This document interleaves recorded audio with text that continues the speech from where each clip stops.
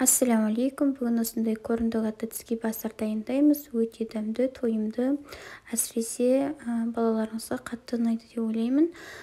Бізге алдымен ұн керек, жұмыртқа керек, және сүт, паприка, тұз, разрыхлитель және шұжық керек. Осындай кішкентай сосиски дейді ғой.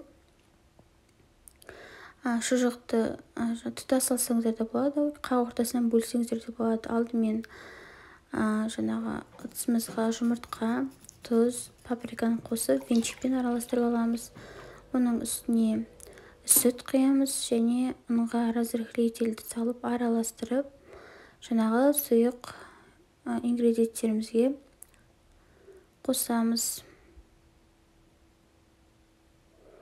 Електен өткізбесеңіздер де болады, міндетті емес. Тағы да венчикпен араластырамыз.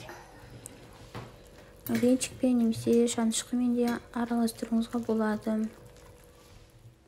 Бізде осындай қоймалжың мазы шықты. Осының бір ұзындау стаканчик дейді ғой, немесе бокалға құйып аламыз барлығын.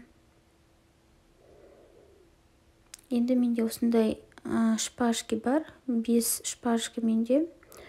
Осыны жаңағы сосискелерімізге тығамыз. Шұжықты тұтас алсаңыздар да болады, немесе осылай мен сияқты ортасын кесіп алсаңыздар да болады. Енді осыны жаңағы масымызға батырамыз. Шпажкемізді